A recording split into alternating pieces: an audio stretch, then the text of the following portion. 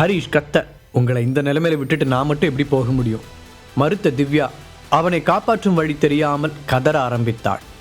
அப்போது அங்கு வந்த விக்டரும் அவனுடைய ஆட்களும் ஹரிஷை தாக்கி கொண்டிருந்தவர்களை அடித்து விரட்டி அவர்களை காப்பாற்றினார்கள். அதற்குள் ஹரிஷ் அரை மயக்கத்தில் கீழே சரிய போக விக்டர் அவனை மடியில் தாங்கினான். கண்களை மூடுவதற்கு முன்பாக விக்டரின் முகத்தை பார்த்த ஹரிஷ், நண்பா என்று சொல்லிக்கொண்டே மயக்கமடைந்தான். மீண்டும் அவன் கண் விழித்த போது ஜீவாவும் திவ்யாவும் அவனை கவலையோடு பார்த்து கொண்டிருந்தார்கள். அவனுடைய கண்கள் விக்டரை தேட அவன் அங்கு இல்லை. இந்த மாதிரி பொது இடங்களில் அவன் நிறைய நேரம் இருக்க மாட்டான் என்பதை புரிந்து கொண்ட ஹரிஷ் ஜீவாவை பார்த்து பலவீனமாக சிரித்தான். ஹரிஷ் கண் விழித்ததை பார்த்து பக்கத்தில் வந்த ஜீவா, ஏன் ஹரிஷ் இப்படி பண்ண? உனக்கு நான் தீர்க்க வேண்டிய நன்றி கடனை இப்படி ஏற்றிக்கிட்டே போனா நான் என்னதான் செய்வேன் என்று அவன் கைகளை பிடித்து கொண்டு நெகிழ்ச்சியாக கூறினான். என்ன ஜீவா, புதுசாக பிரிச்செல்லாம் பேசுகிற? நான் கூப்பிட்ட ஒரு வார்த்தைக்காக நியூயார்க் வரைக்கும் வந்தது நீ. நான் எவ்வளோ பெரிய ஆளை எதிர்த்து நிற்கிறேன்னு தெரிஞ்ச பிறகும் கொஞ்சம் கூட யோசிக்காமல் என் ஃப்ரெண்டு தான் முக்கியம்னு சொன்னவன் நீ. என்னை யாராவது சின்னதாக ஒரு வார்த்தை சொன்னால் கூட அதை தாங்கிக்க முடியாமல் அவங்கள அடிக்கிற அளவுக்கு போகிறவன் நீ. உனக்காக நான் இதை கூட செய்ய மாட்டேனா? ஹரிஷ் கூற அவர்களுடைய ஃப்ரெண்ட்ஷிப்பை பார்த்து இப்போது திவ்யாவிற்கு அழுகை வந்தது. சரி, அதெல்லாம் விடு. யார் அவங்க? எதுக்காக திவ்யாவை துரத்துனாங்க? ஹரிஷ் கேட்க ஜீவாவின் முகம் கோபத்தில் சிவந்தது. எல்லாம் அந்த ஆண்டனி பொறுக்கியால் வந்தது. அந்த ராஸ்கல் தான் எல்லாத்துக்கும் காரணம். ஜீவா உணர்ச்சி வசப்பட்டு கத்த, நீ யாரை பற்றி சொல்கிற? நார்த் மெட்ராஸில் டானா இருக்கானே, அந்த ஆண்டனியை பற்றியா சொல்கிற? கேட்ட ஹரிஷுக்கு திவ்யாவை அடிக்க வந்தவனின் முகம் நினைவுக்கு வந்தது. ஓ, அதனால தான் அவனை பார்த்த மாதிரியே இருந்துச்சா? ஆமாம், அவனை இதுக்கு முன்னாடி ஒரு தடவை ஆண்டனி கூட பார்த்துருக்கேன் என்று முணுமுணுத்த ஹரிஷ், ஆண்டனிக்கும் உனக்கும் என்ன பிரச்சனை என்று கேட்டான். வேற என்ன, பிஸ்னஸ் போட்டி தான். நான் நார்த் மெட்ராஸில் என்னோடய கம்பெனி பிரான்ச் ஒன்று புதுசாக ஓப்பன் பண்ணியிருக்கேன். அதே லைனில் தான் அவனும் பிஸ்னஸ் பண்ணுறான். என்னோடய புது பிரான்ச்சால் அவனோட பிஸ்னஸ் பாதிக்கப்படணும்னு நினச்சி என்னை கூப்பிட்டு மிரட்டினான். நான் அதுக்கெல்லாம் அசராமல் ஒன்னால் என்ன பண்ண முடியுமோ பண்ணிக்கோன்னு சொல்லிட்டு வந்துட்டேன். அதான் எனக்கு எங்கே அடித்தா வலிக்கும்னு தேடி திவ்யா மேலே கை வைக்க முயற்சி பண்ணியிருக்காங்க. நல்ல வேளை நீ இங்கே வந்ததால் அவளோட உயிருக்கு எந்த ஆபத்தும் இல்லாமல் தப்பிச்சிட்டா. ஜீவா மீண்டும் நன்றி உணர்ச்சியோடு அவனை பார்க்க ஹரிஷ் யோசனையோடு கண்களை மூடினான். ஜீவா, எனக்கு கொஞ்சம் உடம்பு சரியாகட்டும், நான் இது என்னன்னு பார்க்குறேன். அது வரைக்கும் நீ கொஞ்சம் பொறுமையாக இருக்கணும். அவசரப்பட்டு அந்த ஆண்டனி கிட்ட பிரச்சனை பண்ண போகாத. ஹரிஷ் சொல்ல, அது எப்படி அப்படி விட முடியும் ஹரிஷ்? உன்னை இந்த அளவுக்கு அடித்து போட்டிருக்கிறவனோட குடலை உருவி உனக்கு மாலையாக போட வேண்டாமா? நீ கண்ணு முழிக்கணும்னு தான் நான் வெயிட் பண்ணிக்கிட்டு இருந்தேன். இன்னையோட அந்த ஆண்டனி கதை முடிஞ்சிருச்சுன்னு நினச்சிக்கோ. ஜீவா கண்கள் சிவக்க பேசினான். ஜீவா, முதல்ல இப்படி அவசரப்படுறதை நிறுத்து. நான் சொன்ன நீ கேட்பியா மாட்டியா? ஜீவாவின் முகத்தை பார்த்த ஹரிஷ் நேருக்கு நேராக கேட்க, நீ என்ன சொன்னாலும் சரிதான் என்று அவன் மெதுவாக தலையை மட்டும் மாட்டினான். Very good.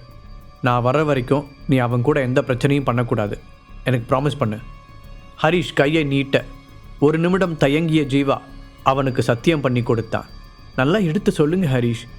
ஜீவா இப்படி கொஞ்சம் கூட யோசிக்காமல் எல்லாருக்கூடையும் வம்புக்கு போகிறதுனால தான் இத்தனை பிரச்சனையும். நான் எவ்வளவோ சொல்லி பார்த்துட்டேன், இவன் திருந்துற வழியவே காணும். அப்புறம் 2வது தடவையாக என்னோட உயிரை காப்பாற்றுறதுக்கு ரொம்ப தேங்க்ஸ். திவ்யா மனதார நன்றி கூற ஹரிஷ் ஒரு சிரிப்பை மட்டும் அவளுக்கு பதிலாக தந்தான். சரி, நீங்களும் போய் ரெஸ்ட் எடுங்க, நான் கொஞ்ச நேரம் தூங்கணும் சொன்ன ஹரிஷ் கண்களை மூடி சோர்வுடன் உறங்க முயற்சித்த போது அவனுடைய ஃபோன் அடித்தது. நாங்கள் வெளியில் வெயிட் பண்ணுறோம், நீ தூங்கு. ஜீவா சொல்லிவிட்டு திவ்யாவையும் அழைத்து கொண்டு வெளியேற ஹரிஷ் தன்னுடைய ஃபோனை பார்த்தான். அதில் நம்பரே வராமல் பிரைவேட் நம்பர் என்று மட்டும் தெரிய, யாரா இருக்கும் என்ற யோசனையோடு காதில் வைத்தான். ஹரிஷ், எப்படி இருக்க? அந்த பக்கம் விக்டரின் குரல் கவலையோடு கேட்க ஹரிஷின் முகத்தில் லைட் போட்டது போல வெளிச்சம் வந்தது. நான் நல்லா இருக்கேன் விக்டர். இதுவரைக்கும் மற்றவங்களோட உயிரை காப்பாற்றினதுக்காக எனக்கு தான் நிறைய பேர் தேங்க்ஸ் சொல்லியிருக்காங்க. ஃபர்ஸ்ட் டைமாக நான் உனக்கு தேங்க்ஸ் சொல்கிறேன். நேற்று நீ அங்கே இருந்ததுனால மட்டும்தான் நான் இப்போ உயிரோடு இருக்கேன். ஹரிஷ் சொல்ல, இதெல்லாம் ஒரு விஷயமா ஹரிஷ்? சொல்லப்போனா நீ எனக்கு செஞ்ச உதவிக்கு பதிலாக தான் நான் நேற்று செஞ்சுருக்கேன். அன்னைக்கு யாருனே தெரியாத எனக்காக நீ வந்து நின்ன. இன்னைக்கு நீ என்னோட ஃப்ரெண்டு. நீ அடி வாங்கும் போது எப்படி நான் கண்டுக்காம போக முடியும்? விக்டர் தன்னுடைய வழக்கமான ஆழ்ந்த குரலில் கூறினான். அதன் பிறகு ஹரிஷ் சகஜமாக பேச விக்டரும் அவனுக்கு எந்த நேரத்தில் ஹெல்ப் தேவைப்பட்டாலும் உடனே கூப்பிடச் சொன்னான். விக்டரிடம் பேசி முடித்துவிட்டு ஃபோனை வைத்த ஹரிஷ் ஹாஸ்பிட்டலில் போட்ட மருந்துகளின் தாக்கத்தால் மீண்டும் உறக்கம் வர அப்படியே தூங்கி போனான். தூக்கமா மயக்கமா என்று தெரியாத ஒரு நிலையில் அவன் இருந்தபோது திடீரென்று அவனுடைய நெற்றியில் சில்லென்று ஒரு ஸ்பரிசம் பட்டது. பேபி.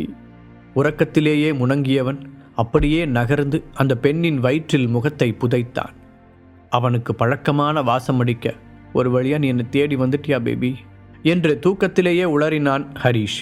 அப்போது அவனுடைய கன்னங்களில் 2 சொட்டு கண்ணீர் துளி விழ, தயவு செஞ்சு அழாத பேபி, உன் கண்ணில் ஒரு சொட்டு கண்ணீர் கூட வரக்கூடாதுன்னு தான் நான் இத்தனையுமே பண்ணுறேன் என்று அவன் தன் போக்கில் பேசிக்கொண்டே போக மென்மையான கரம் ஒன்று அவனுடைய தலையை கோதி கொடுத்தது. இந்த சில மாதங்களாக ஹரீஷ் நிற்காமல் ஓடிக்கொண்டே இருந்தான். அவனுடைய சாம்ராஜ்யத்தை உருவாக்க வேண்டும் என்ற வெறியில் கொஞ்சம் கூட ஓய்வின்றி உழைத்ததில் அவனுடைய உடலும் மனமும் சோர்வடைந்திருந்தது. கடந்த சில வருடங்களாக உப்பு சப்பில்லாமல் இருந்த அவனுடைய வாழ்க்கை புதிய புதிய நட்புகள், சவால்கள், போராட்டங்கள் என்று இப்போது அலையடிக்கும் கடலாக மாறியிருந்தது. சந்தனா கூடவே இருக்கும் வரை அவன் முடிந்த அளவிற்கு தன்னை உற்சாகமாக வைத்து கொண்டான். இந்த சில நாட்களாக அவள் உடன் இல்லாத வெறுமை ஹரிஷை ரொம்பவே தாக்கியிருந்தது. இப்போது திரும்பவும் அவளுடைய மடி கிடைக்க தன்னை சுற்றியிருக்கும் எல்லாவற்றையும் மறந்து நிம்மதியாக தூங்க ஆரம்பித்தான். மீண்டும் அவன் கண் விழித்த போது அங்கு சந்தனா வந்ததற்கான அடையாளமே இல்லை. ஆனால் அவள் விட்டு சென்ற வாசம் மட்டும் அவனையே சுற்றி கொண்டிருந்தது. அவனுக்கு தான் கண்டது கனவா நிஜமா என்பதே குழப்பமாக இருந்தது. அம்மா எங்கே போனாவ? அப்போ நான் கண்டது எல்லாமே கனவுதானா? சலித்து கொண்ட ஹரீஷ் பக்கத்தில் இருந்த தலகாணியை குத்த, அதில் கூட அவளுடைய வாசம்தான் அடிப்பது போல இருந்தது. திருப்பியும் அவளுக்கு என் மேல் ஏதாவது கோபம் வந்துருச்சா? ஏன் நான் கண்ணு முழிக்கிறதுக்கு முன்னாடியே விட்டுட்டு போயிட்டா? ஹரீஷுக்குள் கேள்விகள் தோன்ற யாரிடம் விடை கேட்பதென்று தான் தெரியவில்லை. அவன் வேகமாக போனை எடுத்தது சந்தனாவிற்கு அழைக்க. கடைசி வரை ரிங் மட்டுமே போய்கொண்டிருந்தது. நிஜமாகவே அவள் கோபமாகத்தான் இருக்கிறாள் என்பதை புரிந்து கொண்ட ஹரீஷ் இந்த முறை அவளை என்ன சொல்லி சமாதானப்படுத்துவதென்று தெரியாமல் தவித்தான். அதே நேரத்தில் அவனுக்கு இன்னும் முடிக்க வேண்டிய வேலைகள் சில பாக்கி இருக்க இந்த முறை போனை எடுத்து நிக்கிதாவை அழைத்தான். நிக்கிதா, நான் சொல்கிற ஹாஸ்பிட்டல் வரைக்கும் கொஞ்சம் வர முடியுமா என்று ஹரீஷ் கேட்க அடுத்த 3/4 மணி நேரத்தில் அவள் அங்கு வந்திருந்தாள். ஹரீஷின் நிலையை பார்த்து அவள், ஐயோ சார் என்னாச்சு உங்களுக்கு என்று பதற, அது ஒரு சின்ன ஆக்சிடென்ட், அவ்வளோதான், இப்போ நான் நல்லா இருக்கேன், அதை விடுங்க என்று சாதாரணமாக கூறினான். இருந்தாலும் அவளுடைய முகத்தில் கவலை தெரிந்தது. அப்புறம் நிக்கிதா, கொஞ்ச நாளைக்கு முன்னாடி நான் உங்ககிட்ட சில விஷயங்களை விசாரிக்க சொல்லி சொன்னேனே, அதெல்லாம் என்னாச்சு? கூர்மையான பார்வையுடன் ஹரீஷ் அவளை பார்க்க அவன் எதை பற்றி கேட்கிறான் என்பதை புரிந்து கொண்ட நிக்கிதா, அந்த ஏஜே கம்பெனி மேட்டர் தானே சார் என்றாள். ஹரீஷும் அமைதியாக தலையை ஆட்ட, நான் விசாரித்த வரைக்கும் மேக்ஸிமம் ஷேர்ஸ் அனுராதா மேடத்தோட கட்டுப்பாட்டில் தான் இருக்குன்னு கேள்விப்பட்டேன். அவங்க சந்தனா மேடத்தோட ஷேர்ஸை ஏமாற்றி வாங்கிட்டு அவங்கள வெளியே அனுப்ப பிளான் போட்டதெல்லாம் உண்மைதான். ஆனால் அதுக்கப்புறம் என்ன நடந்துச்சுன்னு யாருக்குமே சரியாக தெரியல. சந்தனா மேடமும் இப்போ அதிகமாக அந்த கம்பெனிக்கு போகிறதில்ல. அவங்க பழைய கம்பெனியை மட்டும்தான் கவனிக்கிறாங்க. ஷேர் மார்க்கெட்டில் நடந்த பிரச்சனைக்கு அப்புறம் அந்த கம்பெனியுமே சரியாக போகலைங்கிற மாதிரி தான் தெரியுது. மொத்தத்தில் நான் எவ்வளோ ட்ரை பண்ணாலும் ஏஜே கம்பெனிக்குள்ளே என்ன நடக்குதுங்கிறதுக்கான கிளியர் ஸ்டேட்மெண்ட் கிடைக்க மாட்டேங்குது. நிக்கிதா சொல்ல ஹரீஷுக்குமே அங்கே ஏதோ தவறு நடப்பது புரிந்தது. நிக்கிதா சொல்கிறத பார்த்தா உண்மையிலேயே அங்கே என்ன நடக்குதுன்னு சொல்லக்கூடிய ஒரே ஆள் சந்தனா மட்டும்தான். அவள் வாயை திறந்தால் மட்டும்தான் நம்மளால் ஹெல்ப் பண்ண முடியும். யோசித்த ஹரீஷுக்கு அனுராதாவின் மீதும் கார்த்திக்கின் மீதும் கோபமாக வந்தது. கஷ்டப்பட்டு தன்னை கண்ட்ரோல் செய்து கொண்டவன், தேங்க்ஸ் நிக்கிதா, மிச்சதை நானே பார்த்துக்கிறேன். அப்புறம் நம்ம தியானா மீடியா எந்த கண்டிஷனில் இருக்குது? அந்த அட்வர்டைஸிங் கம்பெனிஸ் ஏன் டீலிங்ஸை இழுத்தடிக்கிறாங்கன்னு விசாரிச்சிங்களா? அதில் ஏதாவது சேஞ்ச் இருக்கா என்று கேட்டான். சாரி சார், அது இன்னும் புரியாத புதிராக தான் இருக்குது, எந்த மாற்றமும் இல்லை, நாம் இன்னும் பழைய நிலைமையில தான் இருக்கோம் என்றாள். ஓகே புரியுது, அதை பற்றி இன்னும் கொஞ்சம் டீப்பாக விசாரிங்க. அப்படியே என்னோடய அப்பா அம்மாவையும் கொஞ்சம் பார்த்துக்கோங்க. அவங்களுக்கு நான் இப்படி அடிபட்டு கிடக்கிற விஷயம்லாம் தெரிய வேண்டாம். ஹரீஷ் உத்தரவிடுவது போல சொல்ல நிக்கிதா வேகமாக தலையாட்டினாள். நிக்கிதாவும் கிளம்பிய பிறகு பெட்டில் நன்றாக சாய்ந்து உட்கார்ந்த ஹரீஷ் தன்னை சுற்றி நடக்கும் எல்லாவற்றையும் ஒரு கட்டத்திற்குள் கொண்டு வர முயற்சித்தான். இப்போ எங்கிருந்து ஸ்டார்ட் பண்ணலாம் யோசித்தவனுக்குள் திட்டங்கள் விரிய ஆரம்பித்தது. தியானா மீடியாவில் என்ன பிரச்சனை நடக்குதுன்னு முதல்ல கண்டுபிடிக்கணும். அதுதான் நாம் உருவாக்க நினைக்கிற சாம்ராஜ்யத்தோட ஆணி வேர்.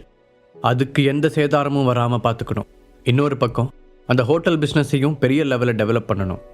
இப்போதைக்கு தீபக்கும் தர்ஷினியும் அதை நல்லாவே பார்த்துக்கிறாங்க. ஸோ அதில் எந்த பிரச்சனையும் இல்லை. மூணாவதாக இந்த ஹெர்பல் மெடிசன் தான் நம்மளை ரொம்ப சுற்றி அடிக்குது. ஆனால் என்னோட உள்மனசு என்னமோ இதில் தான் எனக்கான ஏதோ ஒரு பெரிய விஷயம் இருக்கிறதா சொல்லுது. அதுவும் அன்னைக்கு ஏலத்தில் அந்த ஹெர்பல் மெடிசனை மக்கள் எடுத்த வேகத்தை பார்க்கும்போது இதை மட்டும் நான் சரியாக கான்சன்ட்ரேட் பண்ணேன்னா அதில் யோசிச்சே பார்க்க முடியாத அளவுக்கு பணம் சம்பாதிக்க முடியும்னு தோணுது. இதுக்கிடையில் அங்கே ஏஜே கம்பெனியில் வேற என்ன பிரச்சனை நடக்குதுன்னே தெரியல. அனுராதா பாட்டியும் கார்த்தியும் சேர்ந்து கண்டிப்பாக சந்தனாவை கார்னர் பண்ணுவாங்க. அதுவும் நாம் பக்கத்தில் இல்லைன்னு தெரிஞ்சால் அவங்களுக்கு ரொம்ப கொண்டாட்டமாக இருக்கும். அதையும் என்னன்னு பார்க்கணும். தீவிரமாக யோசித்தவன் ஒவ்வொன்றுக்கும் தெளிவான திட்டங்களை தீட்ட ஆரம்பித்தான். மனதின் ஓரத்தில் நியூயார்க்கில் இருக்கும் தன்னுடைய குடும்பத்தை பற்றியும் சிந்தனை வந்தது. அன்னைக்கு தாத்தா கிட்ட அப்படி பேசிட்டு வந்ததுக்கப்புறம் அவர் என்ன நினைக்கிறாருன்னு வேற தெரியல. கண்டிப்பாக அவர் சும்மா இருக்க மாட்டார். ஒருவேளை தியானா மீடியாவில் நடக்கிற பிரச்சனைக்கு பின்னாடியும் அவங்க தான் இருப்பாங்களோ? நினைத்த ஹரிஷ், நமக்கு நண்பர்கள் அதிகமாகிட்டு போகிற அளவுக்கு எதிரிகளும் பவர்ஃபுல்லாக இருக்காங்க. ஸோ இனிமே தான் நம்ம ரொம்ப கவனமாக இருக்கணும். அதோட நம்மளை நம்பி இருக்கிறவங்களுக்கும் எதுவும் ஆகாமல் பார்த்துக்கணும் என்று உறுதியாக முடிவெடுத்தான். அதே நேரத்தில் நியூயார்க்கில் இருந்த ராஜேஸ்வரன் பேலஸில் மொத்த குடும்பமும் கூடியிருந்தது. அதில் ஆளாளுக்கு ஹரிஷை கண்டபடி திட்டிக் கொண்டிருக்க ராஜேஸ்வரன் கையை உயர்த்தி அங்கு நடந்த பேச்சை நிறுத்தினார். நம்ம குடும்பத்தை சேர்ந்த ஒருத்தனே நமக்கு எதிரி ஆயிட்டாங்கிறது உண்மைதான். இப்போ நாம் அவனை திட்டுறதை விட்டுட்டு அடுத்து என்ன பண்ணலாங்கிறத பற்றி தான் யோசிக்கணும். நம்ம ஃபேமிலியோட பலம் பலவீனம் எல்லாமே அவனுக்கு தெளிவாக தெரியும். அதோட அவன் ரொம்ப புத்திசாலி வேற. நம்மளை அடிக்கணும்னு முடிவு பண்ணிட்டானா என்ன வேணாலும் செய்ய சான்ஸ் இருக்குது. ஸோ நாம் அதுக்கு முன்னாடி எல்லாத்துக்கும் தயாராக இருக்கணும் என்று சண்முக ராஜேஸ்வரன் கூற கிஷன் முன்னால் வந்தான். தாத்தா, நீங்கள் அவனை பார்த்து ரொம்ப தான் பயப்படுறீங்கன்னு நினைக்கிறேன். அவன் அவ்வளோ வருத்தான ஆளெல்லாம் கிடையாது. ஏதோ அதிர்ஷ்டத்தில் திடீர்னு பணக்காரன் ஆயிட்டான். அதை வச்சு இப்போ ஓவராக ஆடிட்டு இருக்கான். நாம் கொஞ்சம் இறங்கி அடித்தோம்னா அவனை மொத்தமாக காலி பண்ணிடலாம் என்ற கிஷனின் பேச்சில் ஹரிஷின் மீதான பொறாமை அப்பட்டமாக தெரிந்தது. அவனை அலட்சியமாக திரும்பி பார்த்த சண்முகம், யாரு அவன் லக்கில் பணக்காரனானா? 3 வருஷத்துக்கு முன்னாடியே இந்த கம்பெனியில் இன்வெஸ்ட் பண்ணால் ஃப்யூச்சரில் கண்டிப்பாக லாபம் கிடைக்கும் அப்படின்னு ஸ்ட்ராங்காக சொன்னவன். நான் தான் உங்கள் அப்பா பேச்சை கேட்டுக்கிட்டு முட்டாள்தனமாக அவனை வீட்டை விட்டு வெளியே அனுப்பிட்டேன். சரி, இவ்வளோ பேசுகிற நீயே இது வரைக்கும் பிஸ்னஸில் என்ன அச்சீவ் பண்ணியிருக்கேன்னு சொல்ல முடியுமா? சண்முகம் கேள்வியாய் அவனை பார்க்க கிஷன் பதில் சொல்ல முடியாமல் தலையை குனிந்து கொண்டான். ஆனால் இப்போ அதை பற்றி பேசி எந்த பிரயோஜனமும் இல்லை. அவன் நம்மளோட எதிரியாக மாறிட்டான். எப்போ அவன் என்னையே எதிர்த்து நின்று சண்டை போடுற அளவுக்கு வந்துட்டானோ அப்போவே அவன் இந்த குடும்பத்தை விட்டு ரொம்ப தூரம் போயிட்டான். இப்போ எனக்கு என்னோடய ஃபேமிலியை எப்படியாவது பாதுகாத்தாகணும். அது மட்டும்தான் ரொம்ப முக்கியம். ஸோ வாய்க்கு வந்த எதையாவது உளராமல் உருப்படியாக ஏதாவது யோசனை இருந்தால் மட்டும் சொல்லுங்கள். சண்முகம் கடுமையான குரலில் கூற எல்லோரும் கப் சிப் என்று வாயை மூடிக்கொண்டார்கள். அப்பா, நாம் பேசின விஷயம் என்னாச்சு? ஆனந்த் கேட்க, அதை பற்றி யோசிச்சுக்கிட்டு இருக்கேன். மிரியட்ஸில் சேரணும்னு முடிவு பண்ணிட்டா அதுக்கப்புறம் வர பின்விளைவுகளையும் நாம் சந்திக்க தயாராக இருக்கணும். முழு கதையையும் கேட்டு மகிழ பாக்கெட் FM ஆப்பை டவுன்லோட் செய்யுங்கள். லிங்க் டிஸ்கிரிப்ஷனில் கொடுக்கப்பட்டுள்ளது.